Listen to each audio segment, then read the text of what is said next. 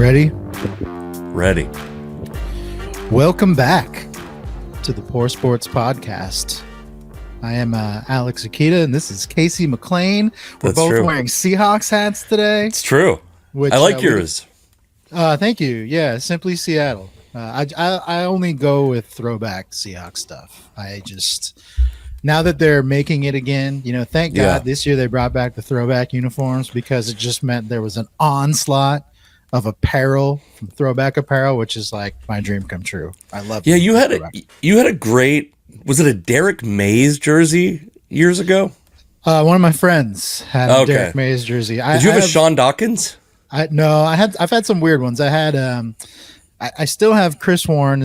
I've always had Chris Warren. That's great. Yeah, that was the one I had. That was like my first football jersey when I was a kid. That was my first favorite Seahawk. Yeah, I think in the 90s, Chris Warren, Brian Blades, Cortez Kennedy. There weren't like a ton of guys to get excited about, but those three were up there for sure. I have a Chris Warren. I have a Michael Sinclair, which is pretty. You don't see too many of those. Not many Michael Sinclairs, and also Michael Sinclair. I mean, a Pro Bowler, if I remember right, like had at least a Pro Bowl season. Yeah, he had the NFL record for sacks in a season for a while until Michael Strahan came and blew it out of the water. No, that's not true. Those Mark Gastineau. Oh, okay, maybe not. I bet you Michael Sinclair. Let's see. You're crazy. This is like a weird. We got to do the sack game, I guess, because I've been getting crushed in the home run game. But it was Mark Gastineau for years. Michael Sinclair had 16 and a half sacks in 1998 and made one of 3 Pro Bowls, by the way. Yeah, he was very good. He had a pretty good career. Obviously, it was, I would say, an underrated career just because he was playing on some bad Seahawks teams. Yeah, he played a long 10 years in Seattle, which at that time was like, if you're a great player, move on. Get out of there. Unfortunate place to be, yeah. And I also have a Sean Alexander, the old jersey, which, feel how you want to about Sean Alexander, but for a while it was like the only throwback jersey you could get your hands on. So sure. I had, and in the past I've had a Ricky Waters at one point and Sean Springs as well. So where have these jerseys made it out of your closet? Like you say in the past, as though they don't exist anymore. Yeah, I sold off the Waters and the Springs. I was like, I only need so many of these. There's only how many 16 games a year, I guess 17 games a year now, plus the playoffs. It's like there's only so many times I can wear a jersey. Yeah. Also, guys our age, the jersey's just it's just not the look anymore, unfortunately. I don't mind it, because I think the thing about guys our age is we got to stop giving a fuck about what we look like. I think that's the liberation of your late 30s. Is we're the last group of people that does not get body positivity. Yes. Every other group of people out there, it's all about body positivity, except for middle-aged men who are still just fat slobs. Yep, and everyone likes to point it out.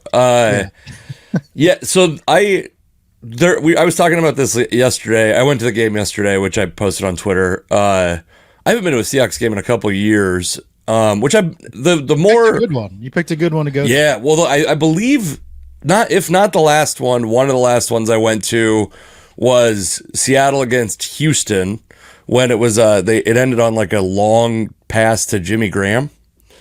And so it's definitely been a while for you then. I think I might have been to one in the middle, but I've been to like some really, really, really great games, like kind of on accident, because I mean, I don't know. And also, like in both of those cases, I took my mom, who does not go to a lot of live sporting events, and she like has the best luck of anybody in the world when it comes to, Yeah, it's nice that you get to pick these games that just turn out to be instant classics. That's pretty cool. Yeah, I know. I'm briefly dealing with a problem here. Hold on. Okay. Yeah, it was overall last night had to be one of the best games you could have gone to. Yeah, so, I mean, it's the game of the year for the Seahawks for sure. But even going back over the past couple of years, it's one of the more exciting games and finishes. For sure. Yeah, and I will say, like, I was upset that they flexed it to Monday, because I wanted to Jesus Christ, I have a computer that wants to be on very badly, and I don't want it to be on very badly. I want it to be off very badly. Anyways, yeah, I was upset. I wanted it to be a midday Sunday game. That's a perfect time for football. It's Sundays at 1:00 are the perfect time for NFL football.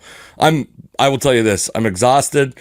It's been a couple years since I've gone to the Seahawks game. I want to ask you this if I'm missing something, because you go to a lot more sporting events than I do. I believe they only announced the starting defense yesterday. Yeah, that's standard for NFL. Okay. And Seahawks games especially. Yeah, it's always been like they'll pick one side of the ball, offense or defense. Okay. They always just it's just too many guys otherwise. I was wondering if it was because yesterday they didn't want people to boo Drew Lock. And by the way, I feel like I turned into a Philadelphia citizen when I said boo Drew Lock. But yeah, it was a fun experience. There was a lot of Eagles fans in the crowd, I will say. Yeah, it was noticeable on TV watching that game. You could hear the Eagles fans, which I understand. There's certain teams that are always gonna, when they come to town, they're gonna show up. The Seahawks have been like that in road games. Most places they go. I think now more than ever, though, Seahawks fans, especially on a 4-game losing streak entering that game, we're probably willing to part with some tickets to whomever wanted to buy them. And, you're right. I mean, Monday nights are also tough games for a lot of people to go to. It's just not Sunday's super easy. No one's doing anything on Sunday if it's a football Sunday. But when it's a Monday night game, man, there's just so many factors involved. I'm not the type of, there's so many fans out there who like begrudge other fans for selling tickets, especially when they're selling tickets to the opposition. Sure. I'm not one of those people, man. If they're your tickets, if you paid money for them, if you need money or you can't go, by all means, do whatever you want with them. I roughly feel the same way. I guess I would feel a little bit different if it was like the 49ers, maybe. But even that is like, to me, I don't know. I basically agree with you. I also kind of think like it's a weird position to be in because these people are season ticket holders in a lot of cases. I want to be a season ticket holder. I'm like 40,000th in line to be a season ticket holder. It's crazy how they have not really moved that much through the season ticket holder. Because it's a cottage industry. Fun. That's the problem that's the only problem I have with it. I don't have a problem with it on like a single season or a single game basis. Yeah. But I know people who get season tickets and then they maybe go to 1 or 2 games a year and sell off the other 6 and make like a huge profit on their season tickets. And like, it's not really that's almost like corporations buying up tickets at the Super Bowl. You know what I mean? Yeah, I definitely get it. I understand where any fan who wants to go to a game and can't because of that way of doing things feels left out. Seattle is just different too, though. I mean, in most cities, you're not encountering those same issues when it comes to NFL teams or even most sports teams. Sure. It just so happens that when you're the Seahawks and you've had incredible sustained success and then just a pretty rabid fan base that you're going to run into those issues. They just need a few really bad years and then your turn will come. I know. Well, I just want it to happen before football becomes illegal to play in the United States. Like it's unsanctionable as a sport because it's too dangerous. I was sitting next to, so the section I was in, I would say like the people in my immediate vicinity were like half Eagles fans, half Seahawks fans. I don't think it was that way in the whole stadium, but that's the way it was there. And I was standing right next to an Eagles fan, which you can see on my Instagram and Twitter account I made when Julian Love, when they called the interception, like they confirmed it, which by the way, I want to talk about that. But I against his will put this guy in a video because we were talking shit the whole game. It was like very fun. Good spirited and like knew football really well, which is really all you can hope for from an opposing team's fan, and willing to hear like take shit and not get super mad at the end of the game. That's, by the way, did we talk about this last week? It's embarrassing to be a middle-aged man and have like a true like emotional response to a regular season loss. I agree with you. I am definitely the type of person who will get excited about a win. Sure. But a loss doesn't really affect me, which is weird because as someone who grew up playing sports and then played a lot of sports recreationally as an adult, when I compete myself, I don't feel that way at all. I'm the type of person that hates to lose more than I like to win. But when I'm watching my teams, I very much revel in the win, and the loss doesn't really affect me. Yeah, Even though I'll talk a lot about it, like on social media, just because Sure. a loss on social media, if you're like on Twitter or whatever, that is what all anyone wants to talk about. But as far as like an emotional response, no, I don't care nearly as much when they lose. It just is. My sister and brother-in-law came to the game, and my brother-in-law is an Eagles fan, and she was like, I'm a little worried if the Eagles lose, you're going to see him sad. You did bring this up last week, yes. Yeah. So how did he respond? He was actually great, I will say. I don't know if there's like a level of intoxication that increases the sadness, because I think that's certainly possible. He was fine. And by the way, I was giving him shit the whole time. There were Eagles fans. We took the light rail up. There were Eagles fans. Like, everybody was cool about it, I would say. I never saw, because Philly has an earned reputation of having like really rabid fans. Like Seattle has loud Seahawks fans.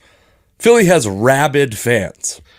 Yeah, they definitely have a reputation. The interesting thing, anytime I've gone to one of my team's games on the road, regardless of the sport, not just the Seahawks, but whatever the sport may be, you're on vacation typically, right? Yeah, like if you're an out of town fan, like, how can you go to a game and be that upset when your team loses? Because like you're not working, you're on vacation. Like otherwise, beyond the loss itself, you're just there to have fun for the most part. Now, there's probably some Eagles fans that like are transplants in Seattle that live here that just had to go back home to their miserable lives afterwards. Yes. And maybe they didn't feel the same way. But for the people that are out of towners, it's like, hey, this is fun regardless. Also, Philly they came into yesterday's game 10-3. They're probably the most chaotic 10-3 team of all time. Like, I don't know how many people like knew what was going on behind the scenes with the Eagles, but they've had like some infighting. They've had some coaching changes. For a 10-3 team, one of the best teams in the NFL, they're not real solid right now. And so that loss last night really is just kind of puts a cherry on top for the way things have been going for them. But at the same time, if you're a Philly fan, your team is still 10-4. They're going to make the playoffs. They have the potential to be a very high seed, have home field advantage. They obviously need to right the ship after last night, but and the game itself, the game was super exciting. I mean, for me, anytime I watch my team play, if they are locked in a super exciting game and they don't win, I'm okay with that. I still say my favorite game that I've been at in person, my favorite football game I've been at was the 2011 Alamo Bowl between UW and Baylor. Mm-hmm. And that was the game where Robert Griffin III had like a career-defining game, and just the two teams were just like throwing haymakers back and forth, and it ended up being like a game where each team scored over 50 points, which is insane. There was no defense whatsoever, but the Huskies lost that game. But my feeling walking away from it was euphoria in a way. Just it was so exciting to watch. And that was kind of how that game was last night between Seahawks and Eagles. I mean, it was fun, back and forth battle. The fourth quarter was exciting. That's all you can really ask for in a sporting event. Yeah, and it's kind of nice. I will say, like, this dude was an ideal guy to be sat next to. I'm not gonna suck my own dick here, but I'm probably the ideal guy because I'm not like screaming and yelling the whole game. I'm not drunk. And also, I know a lot of stuff about his team. So, like, in between moments, I'm like, yeah, what's up with Devonta Smith, whatever, like, we're talking about. I know a bunch of players and stuff about his team. So it's not like there was, like, a drunken asshole behind us when Drew Lock got called for intentional grounding. I hate this at sporting events. I'm, like, with my mom, right? And I'm, like, whispering to her, I'm like, I think they're conferencing about intentional grounding. That looked like grounding to me. Might have been an option route that there was miscommunication on. Looked like a possible grounding to me. And the guy behind me goes, oh, I think he was just throwing it away, which would mean not an option route, right? But because he doesn't understand the rules, when they called grounding, he's like, the Eagles did that on their last drive. And there was a ball that Jalen Hurts threw away on the last drive. He was out of the pocket. Like, he followed the rules of football. And that stuff is frustrating when you're at a game when there's a belligerent person who also has a very limited understanding of how the sport works. And I'm sure this guy probably has 75 jerseys and fucking is, whatever, as true a fan as most people could possibly be. I'm watching it like cerebrally, like we've talked about. I'm like very calm and just kind of watching it analytically for the first 3 quarters. And then I was screaming in this Philadelphia dude's ear at the end of the game because, I had an upper hand. Then he can't get, they're not going to score. Yeah. Yeah. No, I definitely understand the fan that you're talking about. There's both ends of the spectrum of that fan are annoying to me. There's the fan that gets upset about every call or doesn't understand what's going on or is very confidently wrong about what's happening on the field. That guy's an idiot. We all hate that guy. Very annoying. But I also hate the guy that is always right about what happened and tries to call it out. There's always a fan that tries to call out every call immediately. As soon as they see a flag, they're like, "Oh man, that's holding. Oh man, that's way closer to being me, by the way." Yeah, I would imagine you probably don't do it every single time.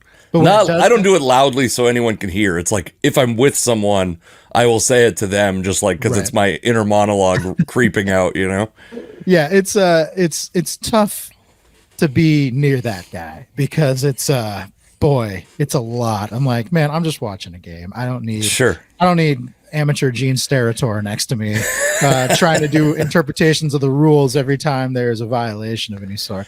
But I do the one person that is probably tops all as far as like fans who offer analysis is like first date guy at a baseball game. You ever seen like first date guy at a baseball game? Yes.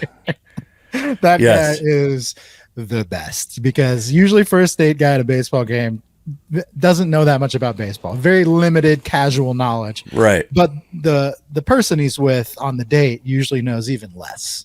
And first date baseball guy, he explains everything very incorrectly but very confidently. Yeah, that is a classic. I have a friend named Matthew Broussard. He's a comic, and he has a joke where he's like he comes up and he's like, he says something about like women menstruating, and he goes, "Yes, I am a man talking about women menstruating, and no, I don't know more than you, but I do say it more confidently," which is very fun. It's like very, I'm butchering the joke very badly, and also maybe it's not even on a special, so I shouldn't have done it. Period.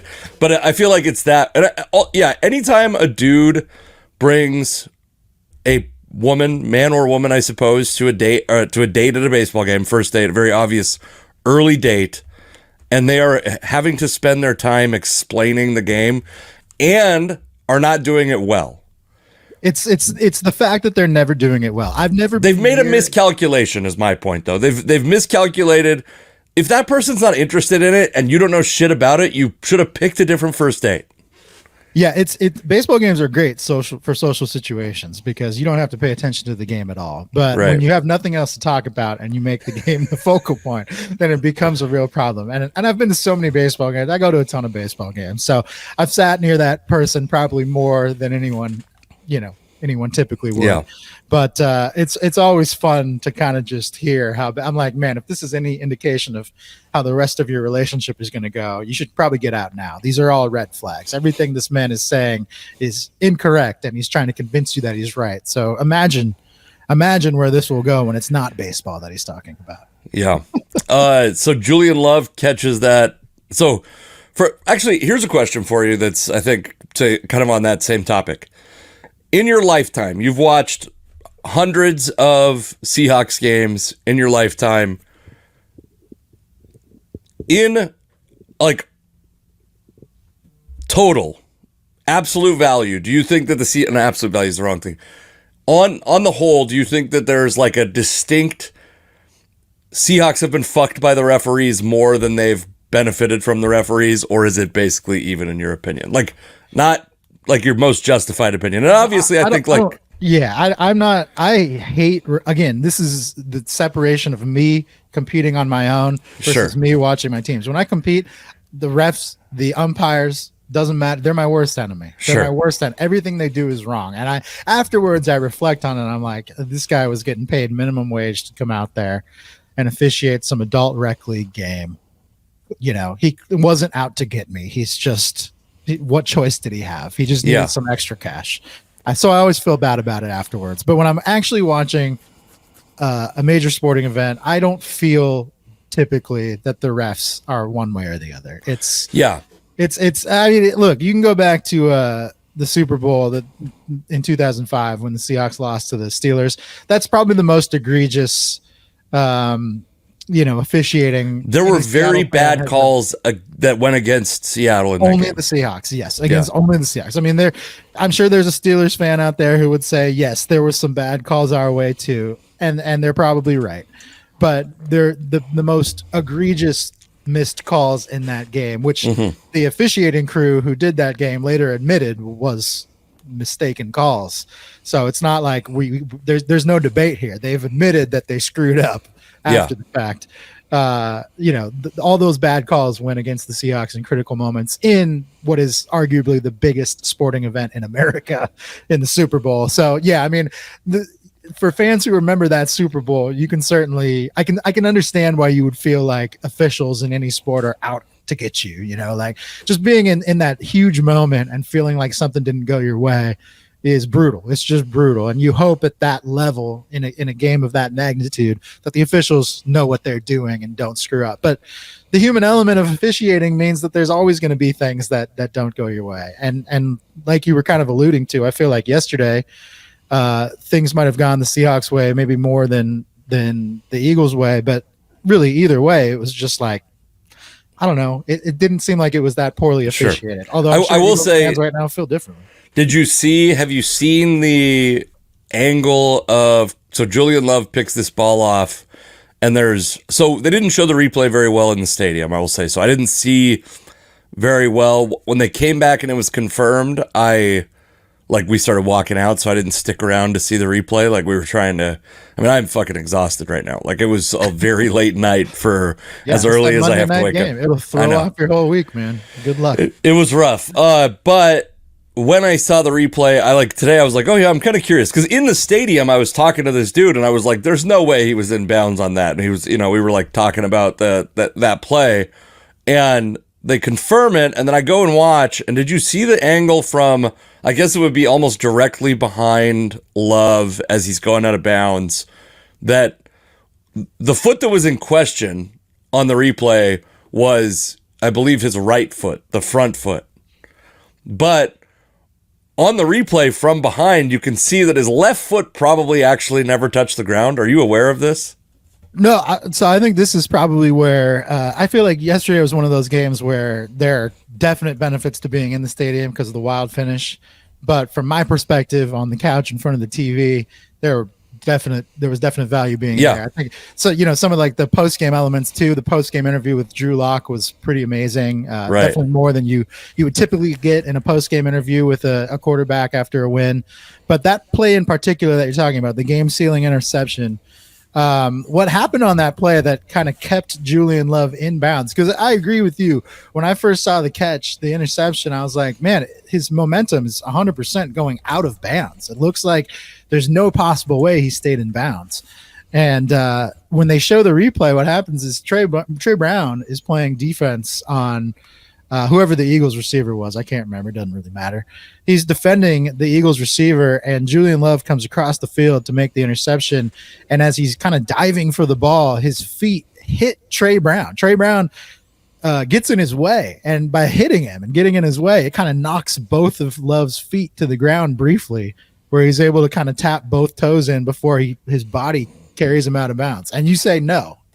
Hold on. This actually is a rare. Let me see if I can find the angle briefly on Twitter, because it blew my mind. Because I like, you see the front foot and you're like, oh wow, that's a great. And then the back foot is like, hold on, this feels like some InfoWars shit. Like somebody has like one angle where they're like, see, hold on, out of bounds. But the angle that they showed on TV, they showed a bunch, but the one that ultimately convinced the broadcast crew that Love was in bounds, and obviously the officials as well, is the one where Trey Brown is kind of diving in front of Julian Love's legs, and from the looks of it, forces his feet to stay in bounds. Which, if Brown is not there defending on that play, I do think Julian Love goes out of bounds without getting his feet down, or at least not making it look like his feet are down enough to convince the refs. All right, let me see if I can hold on. This could be potentially one of the worst. Well, here's the thing. You're referencing an image, and we are not on a very good medium for image sharing. Come on now. We got video. Okay, so For you the see people this? that watch on YouTube, this is important. Okay, so this is Julian Love's foot right here. I don't know if you can see my cursor or not, but I can see it's very small. But yeah. Do you see this?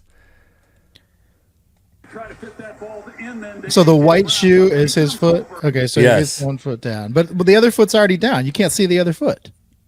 Yeah, so the front foot is coming down after that. The front foot. So here, Yeah, no, I see what you're saying. This is not. There's a different angle that they used on TV that appeared to show both his feet coming down. yeah, because this part here that I'm looking at on the screen right now, that I assume actually is probably playing in some crazy manner. I imagine this is the angle that all Eagles fans have and are talking about on sports radio today. Absolutely, they are. The angle that we saw on TV is the one that hold on, that Seahawks fans are abiding by. Let's see this. So this is the. Yeah, see, I mean, look, all the accounts that have this angle. Oh, see, here's another problem. I got this. I got this in dark mode, so it looks fucking insane. I've been trying to use dark modes. Yeah, I got a photo negative. He lets out a fart right here, and the fart is out of bounds. So he is out of bounds. Yeah, his foot. I mean, I know we're like Zapruder film with this right now, but I don't. It's too far. It's too far. There's no. Here's the thing: whether he's inbounds or out of bounds, there was not enough conclusive evidence. I got to make this bigger so that tell me if this gets. Can you still see it? Yeah, I can see it. Yeah, it's the same thing. I can see 1 foot, but I can't see the other. But that 1 foot doesn't touch the ground. It looks like it touches the ground. Oh no! Okay, there is a blade of grass there. Yes. Okay. Yeah. Hold on. Is it bigger now? Even? Yeah. No, it's just the same size. It's okay. I don't know what it's showing. You've said that once or twice before, I'm sure. Okay. Yeah. All right, so let me get back to our stupid. Regardless of how it went down, the matter is the ref said he was in bounds and the game is over. Yes, that's one. Yes, that's absolutely true. Two, he, even if they, God damn this, we got to get a producer. We need to get enough listeners to justify having a producer so that I don't have to do that again. That was terrible. Also, it's like playing out of every possible speaker on my desk, but not my headphones. A lot of problems over here, Alex. But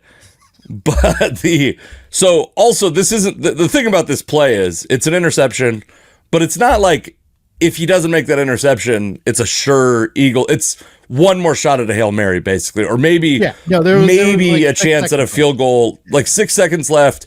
So maybe you get 15 yards and a shot at a field goal. Maybe this is not a certain Eagles victory that was cleansed. No, that was pulled from. That's why I honestly, in the moment, convinced myself he's out of bounds. That's fine. There's time basically for one more play for the Eagles. It's a long shot at best that they get it.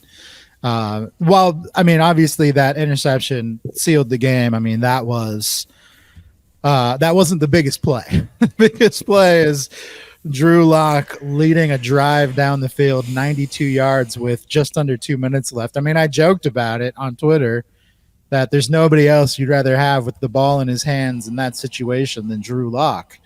But somehow Drew Lock leads the type of game-winning drive that I think every quarterback dreams of, and even many elite quarterbacks have never led before. You know, yeah. Like there are great quarterbacks out there that have never led a game-winning drive from 92 yards away with under 2 minutes remaining. That's really hard to do. And I didn't think there was any way he was going to do it. I'd be honest. I mean, I did not think there was any possible way. Drew, I wouldn't have thought Geno Smith could have done it either. I wouldn't have thought Russell Wilson could have done it. But Drew Lock. I mean, in Russ's defense, we've done a lot of historical revision on Russ's career here. He had a lot of magical moments like that I feel like we have just erased because he's like a cornball. How did you feel about Drew Lock? Because I know we've talked about this. I basically think he's like he and Geno Smith are not that far apart in my opinion, which is not really an insult on Geno Smith. I'm not surprised that Drew Lock is having moderate success as a Seahawks quarterback, because I think Geno Smith has had moderate success as a Seahawks quarterback, because I think you can throw most quarterbacks of a certain talent level, which I think both those guys were highly touted coming out of college, both like high, I think both second round picks. So both high picks, two guys that I think have a lot of physical talent and have been around the NFL for a very long time at this point. I wasn't that surprised. And I also kind of thought at the first 3 quarters, like, let this dude loose a little bit. Like and I mean, it's a constant frustration with Seahawks offenses and the fans. Every fan seems to think that they should pass the ball more. And I tend to agree, by the way. I'm not making myself some elite above that opinion. I like set Drew Lock free a little bit. Let him throw the ball downfield a little bit, for the love of God. I think Drew Lock's 2 starts, last week against the Niners and then this week against the Eagles, obviously 2 very difficult opponents to be facing. Sure. 2 of the best teams in football. He's looked pretty good in both those starts. Mm-hmm. Better than any of us could have thought. I mean, the couple times we've seen Drew Lock in relief, Geno gets injured briefly and Drew Lock has to come in, that sort of thing.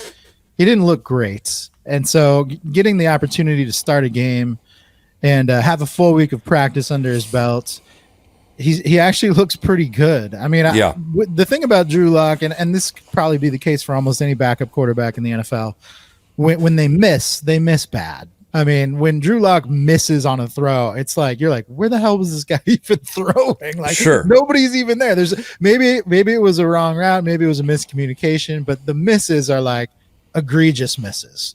Yeah, I guess that's like the question is that a miss out of the hand or a miss out of the brain? You know what I mean? Like, does he not have a rapport? And I think the thing that we kind of aren't, you kind of assume that practice in the NFL is like basketball practice in a youth setting where like everybody kind of gets the same amount of reps. And in the NFL, the starting quarterback is getting 100% of the reps, maybe. And that backup guy is not getting those same reps. Yeah. And so there is a thing where it's like, yes, he got a full week of practice. That's huge. But also he doesn't have a full training camp where he was getting all the reps. And then a preseason where through the practices he was getting all the reps. And a full, the first 14 games of the season getting all the reps that Geno Smith has. And so there's some of those misses that, by the way, Geno makes too. Like Russell Wilson used to throw a ball every now and then where you're like, what the fuck was that? Yeah, I think that's what separates like the really good starting quarterbacks from guys who are backups or borderline backups. And it's like, yeah, the good ones, you just don't see them make really bad throws. And when they do, it's like a Josh Allen miscommunication with his receiver. He broke one way and he anticipated him going a different direction. That's why the ball ended up. Some of that's probably rep-based familiarity, though. It is, but like there was like a crossing route late in the game last night where Drew Lock throws the ball 10 yards ahead of his receiver. Like he's trying to lead his receiver, and it's instead of leading him a yard out, he leads him 10 yards out, and the ball is so far away that you're like, wow, that was. You don't see that very often, right? And it's little things like that, and it could be as simple as just not having the same repetition that a starting quarterback has, like you said. But I think in all, I mean, Drew Lock has looked pretty good. The 92-yard game-winning drive is just like, quarterbacks have led game-winning drives before. Usually they talk about 2-minute drills all the time, but usually they're not from 92 yards away. Or if it's starting on your own 8-yard line, all you have to do is get the field goal. But in that situation, you knew you had to get a touchdown. They're down 4. And he threw a couple like pretty good deep balls late in that game. Even the pass he threw to Smith and Jigba was a really good ball. And there was another ball on that drive to DK Metcalf in double coverage that it's like if he throws it just a little bit farther, it's probably getting intercepted, or DK is getting blown up by the safety coming across. And if he underthrows it at all, the defensive back is picking it off. Yeah. So it's like a couple of those throws he made were like big time throws. And I'm not saying Drew Lock is going to be the best. He's not going to take over the starting job. He might not ever start a game like that again, right?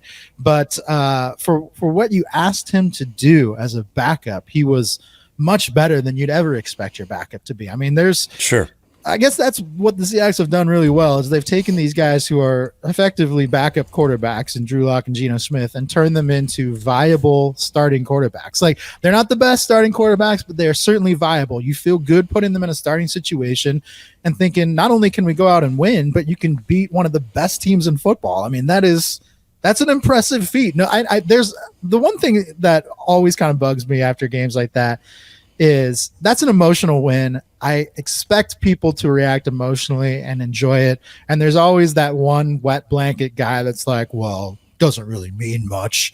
It means they're going to get a lower draft pick. Drew Lock's not the answer. They still need to draft a quarterback. And you're like, yes, I don't know that anyone's necessarily agreeing with you, but in the aftermath of a moment like that, just fucking enjoy it. Yeah. Just take a moment and enjoy it. Enjoy something in your life. It's also like it is so difficult to be an NFL playoff team that you take the lottery ticket, get into the tournament. You know what I mean? Like you never know what kind of postseason success you could have. And yeah, I'm like, I don't know. I guess I somewhat agree. I'm kind of curious though because I feel like we're in the year of the backup quarterback to a degree. So the Seahawks, their playoff chances are. I think I saw today they're up to like mid 40%. There's a lot of like 4 teams clumped up for 2 spots at 7 and 7-ish right now. Yeah, and that's like we have weeks to talk about that. We don't necessarily have to. This year, Jake Browning, Tommy DeVito. Drew Lock in a relatively short period of time. Gardner Minshew. Who am I missing? For about a day and a half. Josh Dobbs in Minnesota. By the way, for like a chunk of the season, Josh Dobbs in Arizona was playing his ass off. Josh Dobbs is good for like 2 games, and then he regresses back to being Josh Dobbs. Yeah, absolutely. We've seen that, and it's kind of like I think we also are approaching the end of. I mean, we saw Tom Brady, his career end. We're approaching the end of this. Like Aaron Rodgers is probably the last guy from that kind of generation of quarterbacks, but we're starting to see like Russell Wilson's probably not going to be in the league for that much longer. Jimmy Garoppolo's probably not going to be in the league for that much longer. What does Derek Carr's future look like? There's like and I wonder which of these guys do you think Browning, Lock, Dobbs, I guess, Minshew. Who's another backup that's had like Wilson. Zach Wilson is a backup. Zach Wilson is a backup. He is in fact a backup. That is not quite the theme of Tommy DeVito is the other guy who we're going to talk about in a moment. But like these guys who kind of they're experiencing some success, and those guys will be potentially considered for starting jobs next year. Yeah, I mean, I do think teams in general in the NFL are like willing to. I mean, we talked about this last week, but the Seahawks, method, I guess, of taking Geno Smith and Drew Lock and letting them battle it out for the starting quarterback job last year was unique. Teams are typically looking for that franchise quarterback. Yeah, but because it worked for the Seahawks, it seems like other teams might be willing to kind of entertain that at least to some degree. Sure.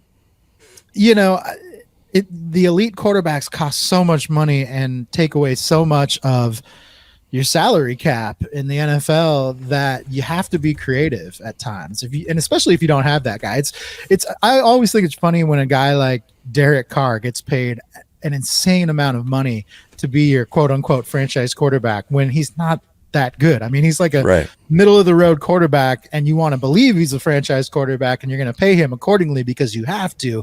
But it's like, would you rather be doing, like, if you're a Seahawks fan, would you rather be going out and signing some retread free agent like Derek Carr and paying him crazy amount of money, or doing like what the Giants did with Daniel Jones, paying him an exorbitant amount of money because you think he could be a franchise quarterback? Yeah. Or would you rather have a stopgap like Geno Smith and try and figure it out and maybe find the right rookie later on in a future draft? Like, It just makes more sense to do what the Seahawks are doing fiscally. And if you can actually find a way to make it work and get into the playoffs, then it's totally worth it. I mean, like, what you said at the outset of that was correct. I mean, just getting into the playoffs, I think, is something that Seahawks fans especially have taken for granted over the years. And it's like, it's tough. It's tough to be a playoff team. Yeah. at all. But for as long as the Seahawks have been doing it, I mean, it's kind of incredible that they're able to do this year in and year out, especially with an evolving cast of characters and a quarterback that hasn't even stayed the same throughout that entire run. So,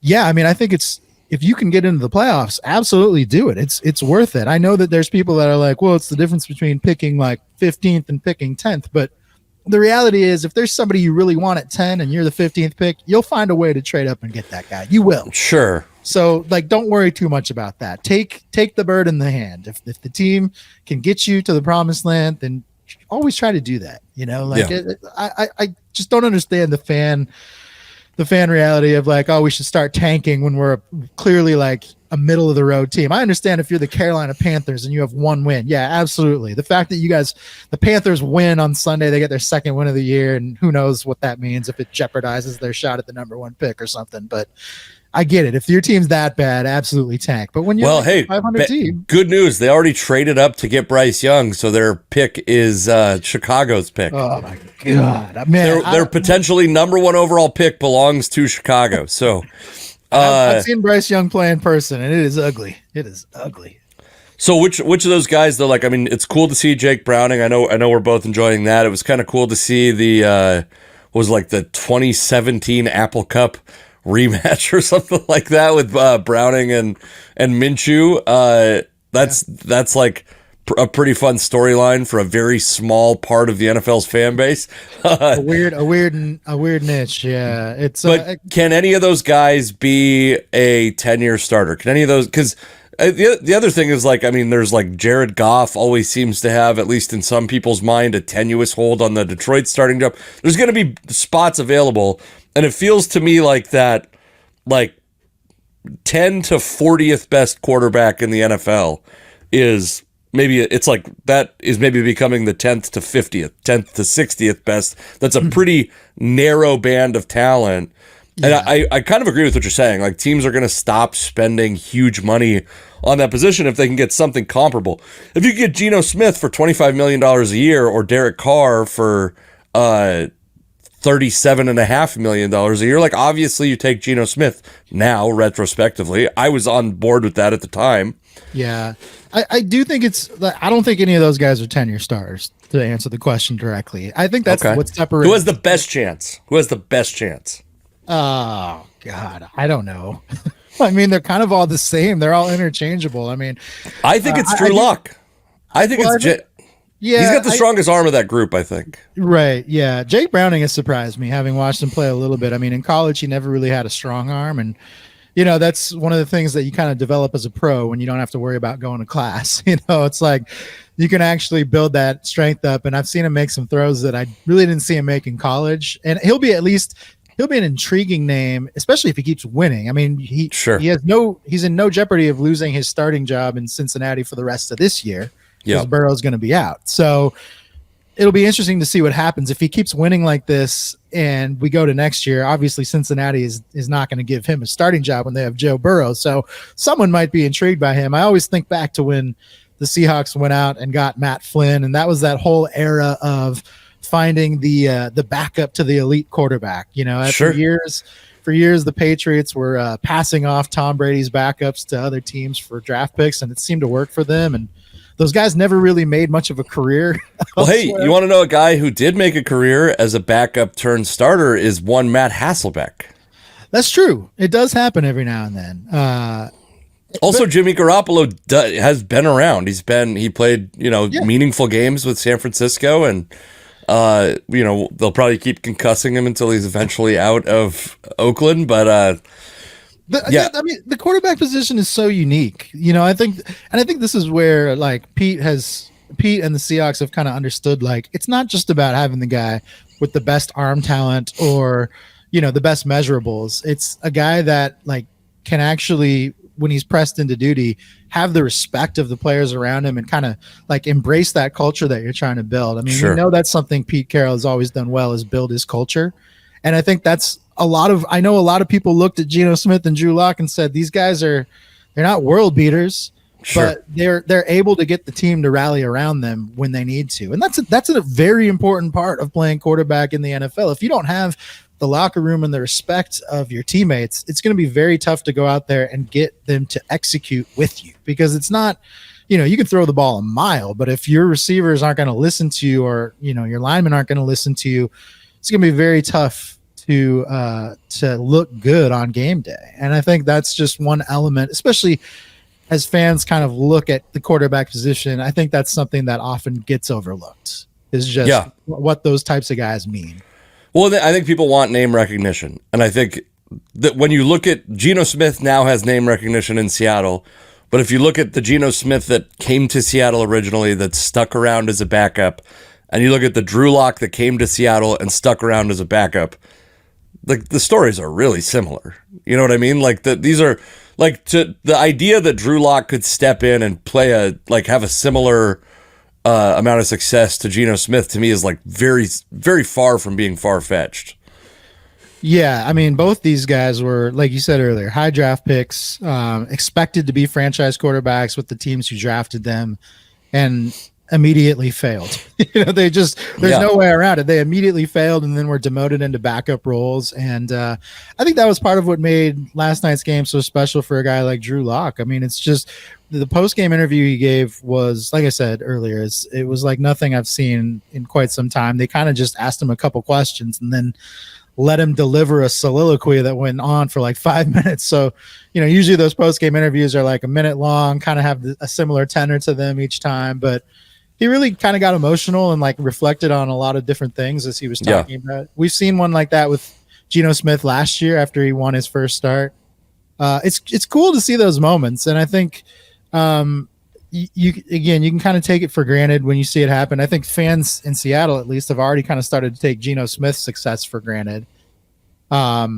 And certainly now with Drew Lock playing well, that might not go away, but it's rare to see a guy bounce back the way those two have. I think that's the big thing, is you just don't see a guy in the NFL at the quarterback position bounce back that way. And that's the really cool thing to see for them. Probably like to really just tie it all together, the guy who's had the most successful bounce back is Brett Favre, the guy who started over Matt Hasselbeck. And I think that it'll be interesting to see what they continue to do, or what they continue to do at the position. I'm calling Drew Lock as the best of that group. I think he's got the most physical talent, and he's now spent a bunch of time on an NFL bench learning from a variety of coaches. And I'm calling him as the guy. I'm going. I don't know what city he's going to be in next year, though. We can predict that later on in the podcast. But he's going to be taking over for. He's going. Him and Rome Odunze are going to be in Las Vegas. Yeah, there will be some jobs open for sure. Las Vegas being one of those, which would not be a bad place to play. You're indoors for sure, and the city's awesome. You'll have a lot of fun there. Yeah. Okay, Tommy DeVito. Have you followed the saga of Tommy DeVito at all? He's I don't even, by the way, like Tommy DeVito, I'm a pretty big draft guy, and he's not on my radar. I'm a little bit embarrassed by that. I'd like to see what round did he get drafted in? The thing I've been following is his agent. His agent is the real guy. Is almost a bigger story than Tommy DeVito. If you haven't seen this, he's undrafted. Okay, undrafted. Free agent. That makes sense. A guy who's come out of nowhere. Tell us about his agent. I'm sorry to cut you off. No, his agent is I didn't know. I didn't even look up to see where he went to college, but it looks like he's he originally started at Syracuse and then transferred to Illinois. So he likes blue and orange. yeah, he loves those colors. Pretty obscure college outpost for major D1 programs. Like, you don't really hear about too many good players coming out of either of those places. But his agent's pretty cool. That guy has definitely capitalized on a moment for sure. He's got his guys some endorsements, and I'm sure he's made some money himself. It's almost like watching Jerry Maguire in a way. It's like, does this guy have any other clients? He's on the sideline for every Tommy DeVito start, and he's making himself known that he's there. He wears these gaudy outfits, which they look good, man. I mean, I know that they're last week he kind of wore an all green suit with a hat. He kind of looked like the Notre Dame Fighting Irish mascot, but he got noticed, and his guy gets noticed as a result. So, good for him. Do what you got to do to make your money, man. I don't begrudge you for that. Yeah, I think so. The story that came about, so this guy, Tommy DeVito, is like, an Italian American, player playing in New York, obviously a guy that city can rally around. Daniel Jones is out for the year. He's keeping at least the games entertaining at the very minimum. He's become like kind of a cult celebrity. And of course it's not like on this same, his performance hasn't been the same. His level of celebrity hasn't been the same, but it feels a little bit like a really regional, low stakes Linsanity situation. I was thinking Jeremy Lin too. Yeah. Because Jeremy Lin did, and Devito's done the same thing. Really lean into your ethnic background. Sure. When you don't know how long you're going to be a starter in the league, I feel like Jeremy Lin hung on to a starting job with the Knicks for much longer than he could have, simply because they were like, well, we probably, if we bench him, people will be mad. If we bench him, the entire nation of China gets mad at us. So we should not do that. But that kind of thing, like, hey, do what you got to do, man. Like, for a lot of these guys, might be your only opportunity to, claim a starting job, to have an ability to like further your career, set yourself up for the rest of your life. You got to hustle, man. You got to, obviously it comes down to your play. If your play isn't good, then it's not really going to matter. But if you have a shtick on top of whatever you're doing performance-wise, that certainly helps. That keeps you in the game a little bit longer, I think. You heard that first here, Italian Americans. Alex considers your ethnicity a shtick. Dude, if I was an athlete of any kind and got an opportunity to shine, I would be whichever side wanted to claim me more. Probably not the Caucasian side. I can't go full Caucasian, but I'd just be like, you know what? I'm half Japanese. Let's just really lean into that. Oh, that's a topic I forgot about, by the way. Which, if you were going to be in Rashard Mendenhall's upcoming race war of a Pro Bowl, which side would you have to be? I guess you don't get included if you're a Pro Bowl athlete. It's only white versus black, according to Rashard Mendenhall. Dude, that tweet was insane, and I know he's had some like insane comments over the past few years. A guy who definitely seems to exhibit the signs of NFL head trauma, but smart in that I did see he was subscribed to Twitter Blue or X Blue.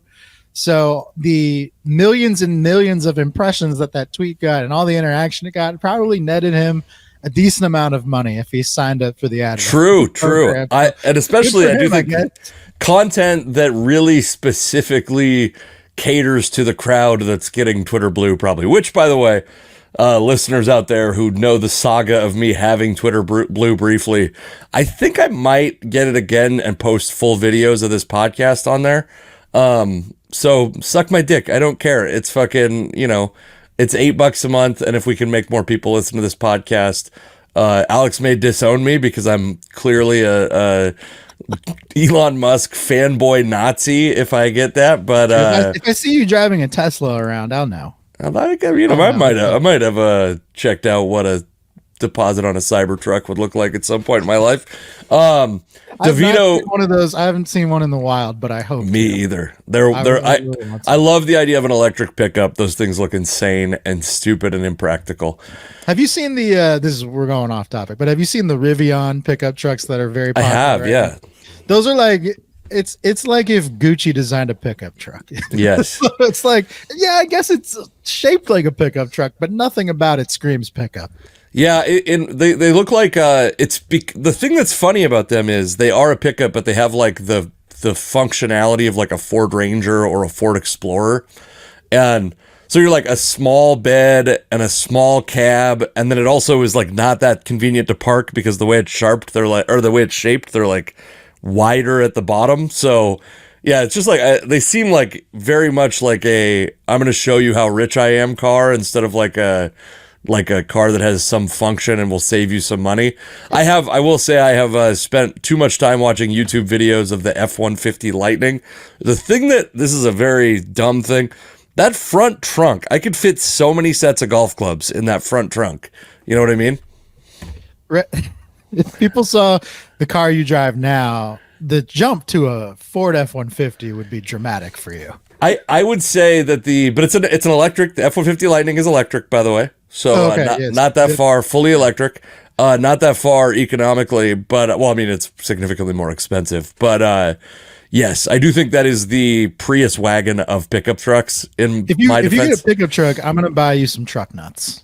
thank you. I've owned pickup trucks. By the way, people take me for a truck guy. They think I'm a truck guy, and then they see me in a. I had a guy, a British guy, that was like, I had like, for a reason, I had interacted with him on a frequent basis for many months, and then he and I were in the parking lot together, and he's like, "This is your car?" I'm not. That's my British accent, by the way. I'm doing. Is it good? I don't know. I've been working on it. That didn't sound British, but He goes, yeah. He goes, "This is your car," and I'm like, "Yeah." He's like, "I thought you were gonna be like an F-350," and I'm like, "That's the nicest thing anyone's ever said to me. I appreciate that." No, I have a minivan, a lowered minivan, basically, is what I drive. Tommy DeVito. We got to get back to Tommy DeVito. He was scheduled to appear at a pizza restaurant for $10,000 for 2 hours, and then after a Giants win, he canceled, or he increased his price to $20,000 for 2 hours. And so, brilliant move by this pizzeria, in my opinion, to choose to cancel Tommy DeVito at his new higher price. They are getting so much press out of this. They're getting every bit the reach that I think, because they come out looking like the good guys on this. And absolutely, yes, I would agree with that. So the only person that loses here is Tommy DeVito, in my opinion. The Giants, nobody gives a shit. No one will care about Tommy DeVito in 3 years, probably. He loses $10,000. His agent loses, $300 or whatever, $1,000, whatever percent he's getting out of this pizza deal. I want to be the kind of agent that gets to like negotiate pizza restaurant appearance fees. His agent looks like the type of dude who is exclusively negotiating pizza. I will say his agent looks like the kind of guy who is collecting unofficial tax from several pizzerias, if we're being honest. He'll be going down on RICO charges in 2026. But like, what a fuck up. Yeah, you don't want any bad PR when you are basically an unknown guy on the rise having your moments. It's just bad to if you're a player and you commit to any sort of event like that, a lot of times, especially this time of year, guys go do goodwill things that really net them no money. They'll do a lot of goodwill events that no one's paying them to be at. And so far as we know, by the way, there's probably appearance fees that we're not aware of. I'm sure there's some stuff behind the scenes, but yeah, to have something so publicly aired about you and to pull the wool over someone's eyes like that is not a good look for anybody, but especially some guy who's been relevant for like 3 weeks, basically, and might not be relevant for much longer. Who knows? Yeah. How many, knowing this information, how many people are going to enter into lucrative appearance fee agreements with Tommy DeVito, knowing that a week from now he could be doubling the price, and you've primed your customers to come see this guy there? It's like a big exciting thing. Italian American at a pizzeria. I haven't seen any pizzerias reach out to give him the $20,000 either. That's a lot for a pizzeria. That's a lot for. It feels like it should be a lot for a 2-hour appearance. I guess it's probably different because he's a quarterback and it's New York. I mean, that's obviously the mecca of sports in America right now. So it's like, it's tough, man. I think people don't realize like how difficult it is for these guys to just get endorsement deals at all. I mean, you notice it when you're watching a game around here. It'll be like you'll see Marshawn Lynch doing Beacon Plumbing or Bobby Wagner doing some ads here and there. But those are like the most popular guys on the football team. These mid-level guys, backups, they're not getting endorsements. I remember when back in the day when Thomas Rawls had like his 6-week run of relevance for the Seahawks. And Legend Auto Sales, which is just one of those, I would say lower tier car dealers in the Seattle area. They might have some in-house financing, perhaps. Yeah, exactly. In the portable RV out back. Yeah, they got him to be like their spokesman for like 3 years longer than they should have. Basically, like 1 year, fine. But those are the types of guys. It's like, wow, how did this guy get that deal? And it's just the agent hustling behind the scenes. Yeah. So to blow a deal like that seems like a pretty big mistake on DeVito and his agent's part.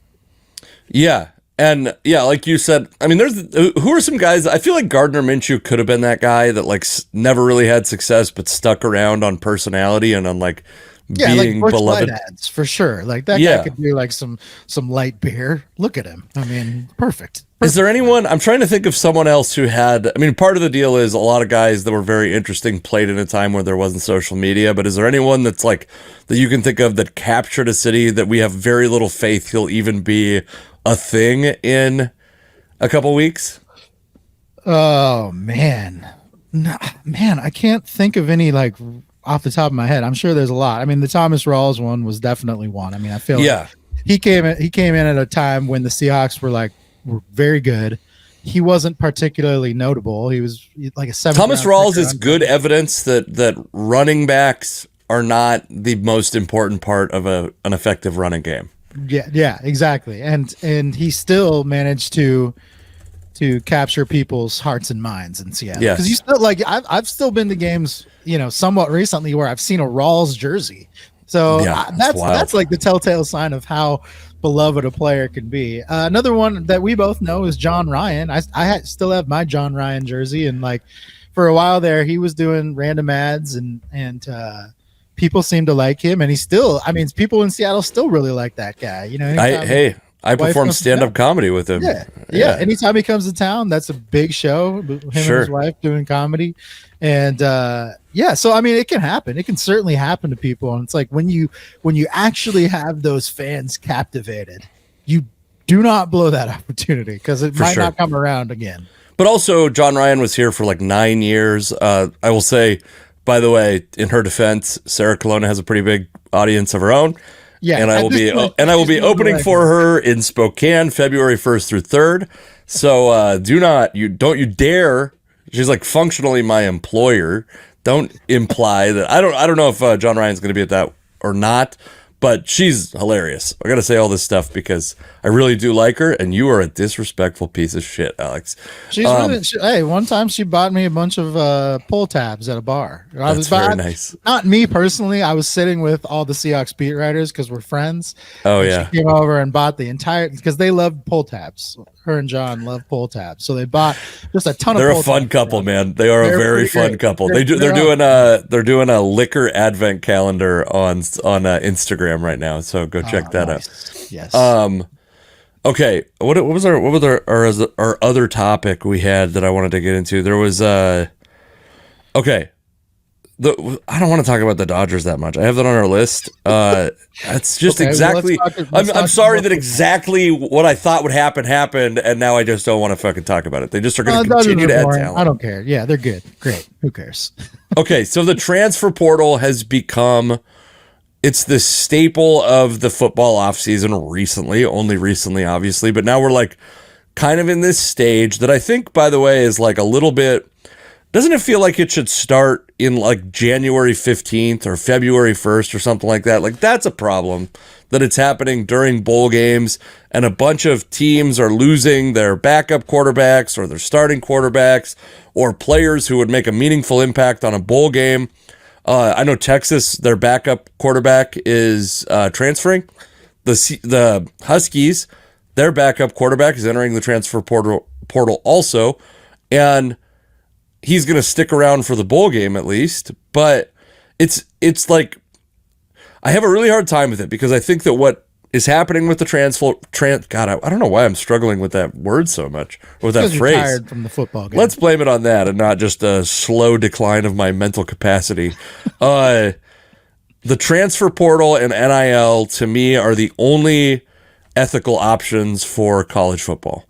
But they also are creating a situation where, like, we're not really going to get to see, I don't think, as often, especially not at, like, an Alabama or a Washington, like these. I mean, I know those are like there's a pretty large gap between those, but like historic college football programs, guys really go from freshmen to seniors as starting quarterbacks or go through the development at that school.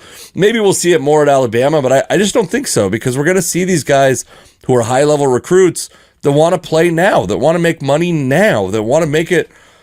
Even like the NFL is not really like it's weird that making the NFL not the carrot at the end of the stick has actually really shifted this and made player movement like quadruple or more probably. Yeah, this is a tough situation for a lot of people. It's not tough for me. My personal standpoint is I love this. Okay. But I think I'm in the minority. I mean, I think a lot of people, there's definitely the college sports purists that are like, whether it's football or basketball or any other sport, they want their player to stick around for 4 years. Sure. They want to see this player develop. There's already enough turnover as it is. It's not like your favorite pro team where a guy could be there 20 years. You know that there's a limited amount of time that you're going to have with anybody in college. And if you're a big college football fan or basketball fan, having to learn a new roster every single year, that's tough. And it definitely detaches you in some way. I understand it. It can definitely lead to some detachment. If you have a new transfer quarterback coming in every single year to lead your program for just that one season, and then he's on his way, it makes it tough. It does. You're just not going to have the same level of attachment to the team as you did before. But for me, I like it because it basically creates a competitive environment for everybody, and it a couple things happen. One, it forces your team to be competitive. So we already know there's not really any benefit to tanking in college like there is in the pros. Right. But if there was ever any doubt about that before, now there's certainly no doubt. You have to compete every year. But the other thing, and this maybe applies to me as a more of a basketball fan than a football fan, you can turn things around from one year to the next. Last year, the Washington Huskies basketball team, absolutely terrible. This year, I don't know if they're going to be that much better, but they certainly have looked better to me as I've watched them play. So the ability to go from bad to good, that window shortens dramatically from season to season under this method. Now, if you're a team that's a school that's just perennially bad, you're probably going to struggle to get transfers to come regardless. So that might be tougher, but it at least gives you more opportunity to build things back up in a quicker fashion than we historically have seen in college. Yeah, I definitely see that. I see both sides of that because I think it's like for the have-nots and the people who haven't had a good program for a long time, it's a really bad time to have not had a recently good program because it's going to be just the Huskies having this good of a team. The difference between them being the 2020s Huskies versus the the 2010, the Gilbertson era, the end of the Willingham era Huskies leading into this. If this had happened then, we might be talking about the Huskies not being part of the Big Ten. They might not be a major conference program anymore. You know what I mean? Like that's really the difference in like if Washington State was a perennial successful college football team, I don't think we'd be talking about them being the odd man out in the Pac-12. And it's just like unfortunate timing, historically unfortunate timing for them to be in a period of mediocrity because they've had stretches where they were very good. They've had times where they've had like good recruits go to Washington State. Under Mike Leach and under the coaching staff, they've always been able to get a lot out of recruits that were not necessarily 5-star recruits. Also, Pullman is a very difficult place to recruit to, I am sure. Like a place in the middle of nowhere. There's not an airport close by. Like there's just absolutely nothing. It's tough, yeah. But it is like it has become harder for those teams. And for a team like Washington, you feel lucky to be rooting for a team that can go out and get a high-level transfer quarterback every year.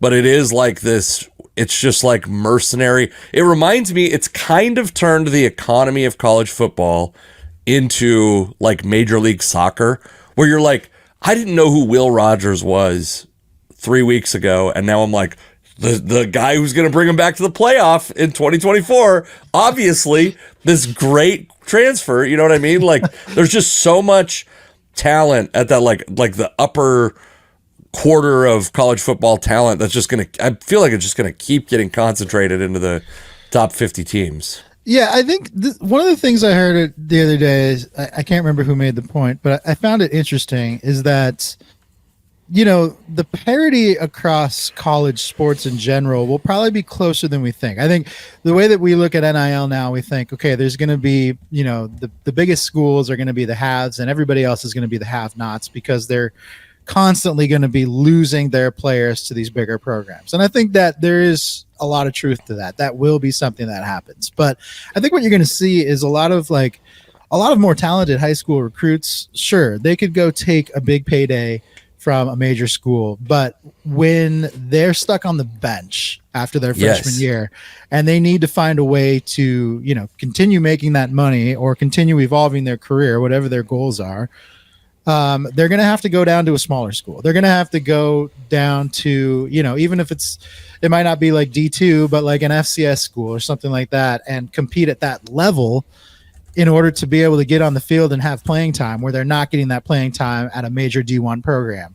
So you're going to kind of see this two-way transition of players where like guys who were like highly touted recruits that are stuck in a backup role at D1 colleges, they're going to migrate to those smaller schools that we might think of as like the have-nots under this scenario. Sure. And look, I understand that because this is a two-way street, if they had success at those smaller schools, then yes, they will probably move back up to a D1. And so there is going to be a lot of migration. And I guess I understand the fan that says the thing I hate about it is just the constant movement of players now, because it makes it harder for me to feel some closeness to the school. And that's all I'm rooting for. I mean, any college sports fan, you're rooting for the school. You're not rooting for the players. I mean, obviously, once the players get there, you're rooting for them. But, if Michael Penix were to transfer to another school, you're not actively rooting him on at that point, right? Because he's no longer a Washington Husky. Right. So I get that element of it. But if, when we talk about the players themselves, when we talk about the haves and have-nots, I don't think it's going to be as bad as people think, because you're just going to have this migration of players both ways, trying to find, starting roles and opportunities. And there's only so many of those at the big schools. There's only so many opportunities at the big schools. I would say that I would suspect there will be a lot more parity among that like top tier, the top 50, the like Power 5, but not even the Power 5, because I think that's going to continue to consolidate probably as time goes on. Whatever it is, top 48, top 64, whatever the amount of teams are that actually have a real shot every year. And I think that the parity inside of that group will grow, but we're like, we're not going to see a Boise State. Also, by the way, I understand that people have been predicting the doom of the small program for years, and maybe we'll find someone who can zig enough while someone zags, and find someone who's loyal, find a Jake Locker to miraculously spend 4 years at a program that they probably should have gone to a better program, like probably.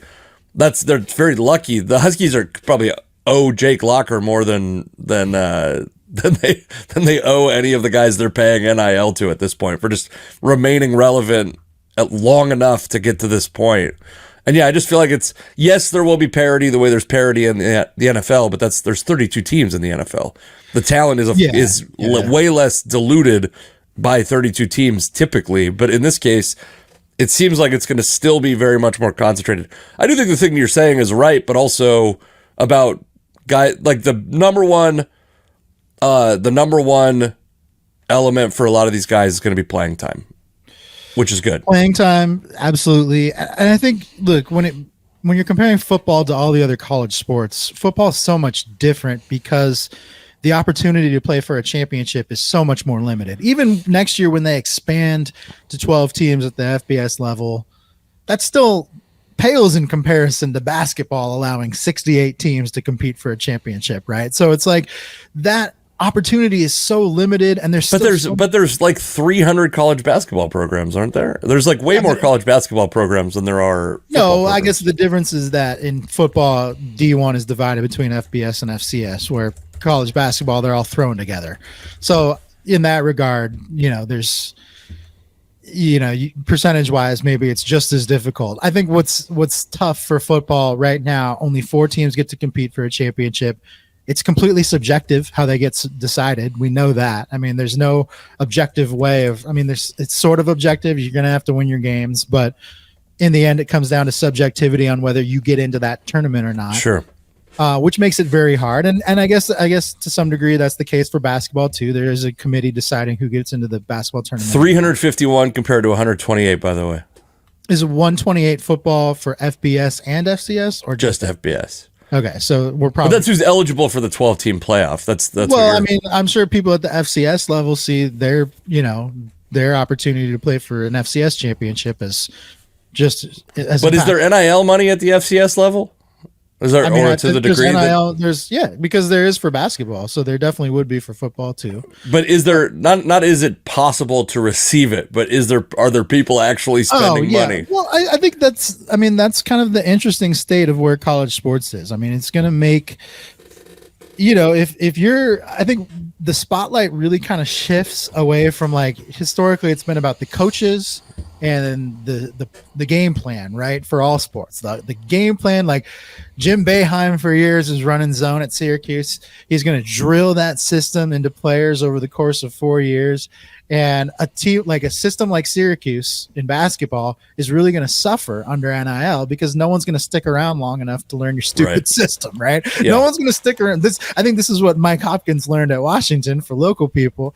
He kind of went away from the zone this year because he's like, we don't have enough time for me to implement this dumbass archaic system and have people learn it. So I just need to, like, shift away from that. And it's actually working. And I think that, where it puts a lot of pressure on schools is with your personnel department, looking at athletic directors and the people that kind of fill out behind the scenes that are responsible for going and getting donor money, who are responsible for making the right hires on coaching staffs, finding people to run their programs. It puts a way more pressure on you to be good at your job than maybe you had before. If you were an AD with a staff at a big school before, yeah, there was some, obviously you had a lot to do. I'm not trying to discredit your role, but those donors were going to be there regardless of who the AD was. They didn't need any convincing to pony up cash, right, at those big schools. Now you actually might have to do some convincing because they're going to have to shell out a little bit more to pay to compete at this level. And that's the same at the smaller level. Smaller schools, your AD is going to have to, like, put in some work going around and trying to hustle to get that cash from the people that maybe were hesitant to part with it before.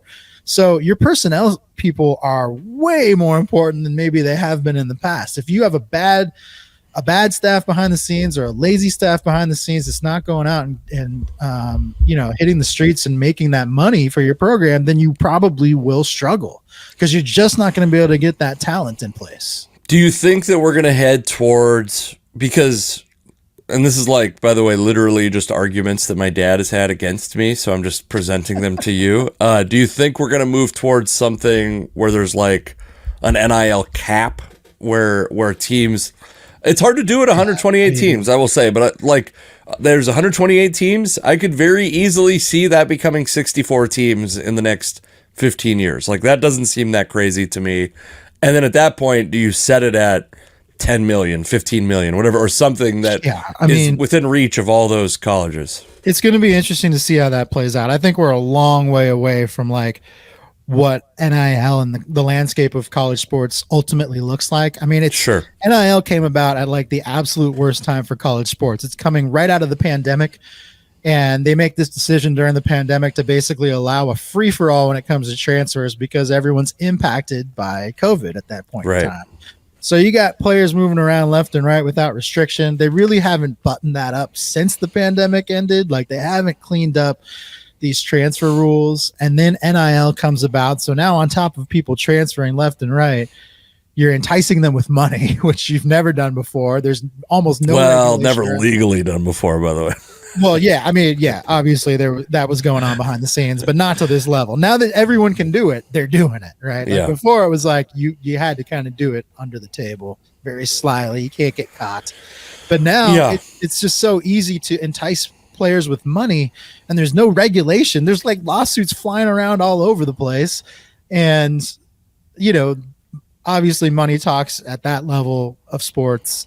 So as soon as there's some sort of, like, financial implication to the schools or the institutions, things are going to change. But the NCAA is almost like it's like an absentee father. It just doesn't want to regulate it. It doesn't want to do anything. The actual NCAA, I don't know what they do other than almost allowed this entire machine to just run itself. And it's like when they're finally tasked with stepping in and doing something, they're just like, we don't really know how to proceed from here. This is not what we're used to. Yeah, it's interesting. I mean, my dad is a classic old white dad. White guys hate college sports right now. Oh yeah, they're having a tough time with college sports. Again, it's like I get how I think it's going to make the product in some ways worse. Yeah. But I mean, I guess imagine if you could see like an Oregon Washington every weekend. If you had the best 48 teams, maybe broken out into 4 conferences, playing great opponents every weekend, that'd be a fucking amazing. That's amazing. That's like an amazing viewing experience as a fan. It's if you're in that group, it's an amazing experience as a fan. Yeah. It's almost like they're creating like pickup teams every week. Yeah. And or creating all-star teams every single week. And I think especially the old white guys who are having trouble with college sports, or anyone who's having trouble with the landscape of college sports, the one thing that they never want to admit, but I think what really drives their disdain for how things have turned out recently with college is that they want an attachment to the players. Sure. Boosters for years have just wanted to you're paying all this money to effectively sponsor players. It's the reason why Tommy DeVito, a fucking nobody quarterback, can get $10,000 to go to a pizzeria because people want to be around. They just want to be close. Yeah, it's not even just that they want to be around talent. It's just they look at these players as being like what they aspired to be at some point in their lives, and they never got to. And they see that as cool. They see that as some sort of relevance for themselves personally. And if the players are churning every single year and you never really get a chance to develop that bond, I mean, there's so many guys. I mean, you see it with social media. It's like guys who are just ball washers on social media. There's always a reply that's like, hey man, he's not going to be your best friend. Adding him on the Twitter thread is not going to lead to him being like, hey, come on over, let's play Xbox and be buddies from here on out. But there are guys, but a lot of sports fans think that way. Like they put athletes on a pedestal and they want to be close to them, and that's all they really want, and they won't even admit that to themselves. That's what you want in all of this. And look, we're all victims of it to some degree. We've all been there. It's just usually a lot of us grow out of it from childhood. We all have our idols that we grew up with, but I would love to play Xbox with Ken Griffey Jr. still. I don't even play Xbox. I'm a PlayStation man. I would convert to do it with Ken Griffey Jr., Yeah, but that's the problem with college sports right now is there's dudes out there that want that bond with their players. They can't have it because the players are changing every year. Sure. It makes it tough. I'm sorry. Just go get a friend. I don't know. Or go to therapy. Yeah. Or host a podcast. I think we put a full episode under an hour and a half. We did it finally. We did it. I hope everyone appreciates that. It's like when you end a meeting 3 minutes early and give everyone time back. We are giving you, if you stayed till the end of this, we are giving you time back. Go hug your family or something. Yeah. December 28th, Side Hustle Brewing. I'll be headlining. It's a door deal, by the way. So please, if you live out there, please buy a ticket. Please buy a ticket. CaseyMcLeanComedy.com. You can find tickets. What else? Bickerson's Brewhouse. We got the first quarter of 2024 booked up. So find those on my website also. And June, God, dude, I have some good shows coming up. The first weekend, not June. I'm not in June already. January. This is how tired I am. I'm in June already. The first weekend of January, I'm with my buddy Gabe Rutledge at the small Tacoma Comedy Club. The following Thursday, I think January 11th, I'm hosting for Joe List, who's my favorite comic in the entire world, at Tacoma Comedy Club's Big Club. And then Friday, Saturday, I think the 12th and 13th, I'm opening for one Jubal Fresh at Laughs Comedy Club in Seattle. Should be a fun time. Radio legend Jubal Fresh. Come on out. I will Casey McLean Comedy on all whatever. If you followed me, you'd have followed me by now if you wanted to. If anyone's listening to this, they're definitely following you. They have to be. To imagine, yes. Yeah, if they made it this far. I have nothing to promote, but I'm Alex SSN. All right. Well, this is, by the way, the least parenting talk we've done. I think no parenting talk almost on this one. It's Matt Holt will be happy. Fuck you, Matt Holt. uneventful over here, so that's all. That's always good. All right, I gotta thanks for figure it out listening, everyone. Yep. Bye.